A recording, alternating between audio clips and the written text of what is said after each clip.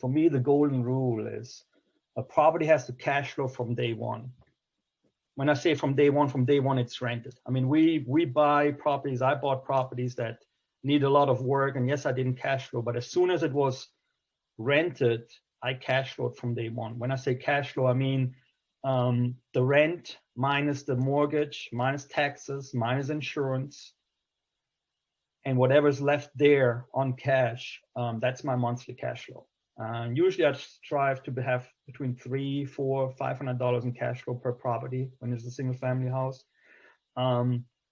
As you get more advanced, you also might invest for equity, for appreciation whatsoever. I mean, the apartment building Josh and I did in Mobile, I mean, for the first year, we didn't do any cash flow. I mean, then it was low occupancy, not many people living there, was not much cash in there, so it was an investment. However, the equity, the appreciation paid off. But in general, as you buy your first single family, as you buy your second, your third, look into markets that cash flow. You know, I mean, you most likely won't find a house that cash flows in any of the major cities like Denver, New York, San Francisco. I mean, you have to go into smaller markets, in particular, probably Southeast. Josh and I live in the Southeast. We love the Southeast. We invest in Alabama, Georgia, Florida, Mississippi.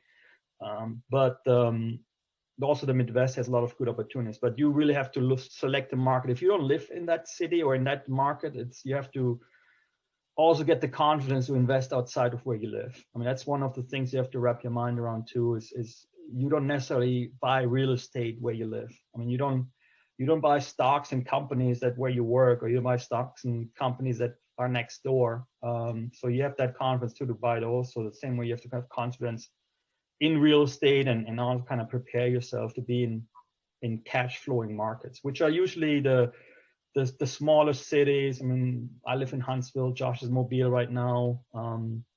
Florida, I invest in Fort Myers, Florida.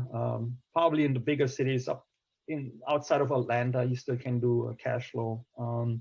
So that's some of the things you have to learn. You have to understand. You have to understand the market. But cash flowing is really an extremely big deal. And as you build up the cash flow, you will achieve that point where the cash flow is going to replace your income, your salary, and you can live a financially free life.